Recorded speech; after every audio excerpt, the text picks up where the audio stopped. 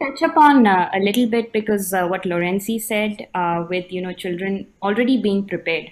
So I'll touch upon a little bit of their emotional development. Like when somebody had asked, among the questions, like when should we start having these conversations with our kids?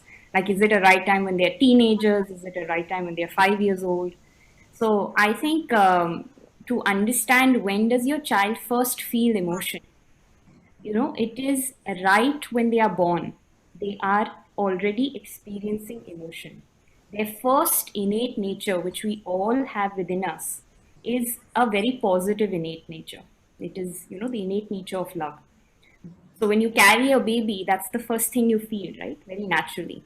But as they become like 2 years or so, they start to develop social smile. That's their first expression of emotion because they see faces. They don't understand emotion the way adults do. And then as they grow older, within the first year of life itself, they pick up on faces.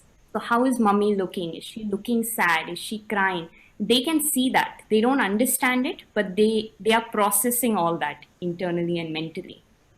Then they develop stranger anxiety, and over time, they start to have, like, once they reach the age of 2, like temper tantrums. So they know how to now express their emotions, like the anger and so to speak. So I think our bigger question is like, if, as we come away from our childhood, are we able to understand our emotions? So Kalpana one very nicely mentioned in the beginning, even as parents or adults, are we able to process it? Because even we are going through challenging times. So when we understand our emotions, then it's very easy for us to have those communications with our children. And the communication can begin as early as when they are 2 or 3 years old.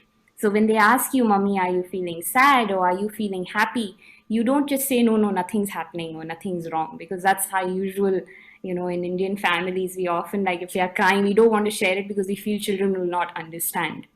But children understand like happiness, sadness, they understand emotions. So we have to be very open in our communication, right? When they are small. And now you can be even more so. So, if you are feeling stressed after a long Zoom call, have that communication with them, because only they can then reciprocate with you and have that communication with you.